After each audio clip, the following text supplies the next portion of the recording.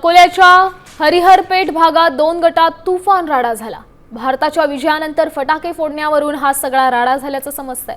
यावेळी जोरदार दगडफेक करत वाहनांची तोडफोडही करण्यात आली आहे। या प्रकरणी पोलिसांनी 50 जणांना ताब्यात घेतलंय। तर आपण पाहू शकतो अकोल्यातली ही सगळी दृश्य आहेत। सीसीटीव्ही कॅमेरात ही दृश्य कैद झाली आहेत। दगडफेक करण्यात येते, वाहनांची तोडफोड करण्यात येते। कारण काय तर 2 गटात राडा झालाय आणि त्यातूनच हा गुन्हा घडलाय। दगडफेक आणि वाहनांची तोडफोड करण्यात आली आहे।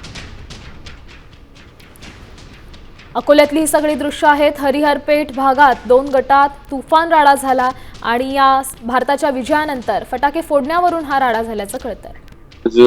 अंदाजे 11:15 वाजता गाडगेनगर 100% प्लॉट येथे इना बॅटरी त्या ठिकाणी दोन गटामध्ये वाद झालेले। त्यांच्या जुन्याची वाद होत्या, जुन्याची वादामुळे वाद झाले आणि थोडाफार दगडफेक झालेले होते।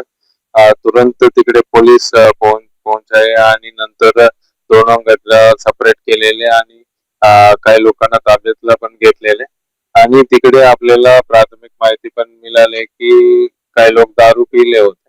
त्या दारूची नशामध्ये पण दगडफेक झालेले।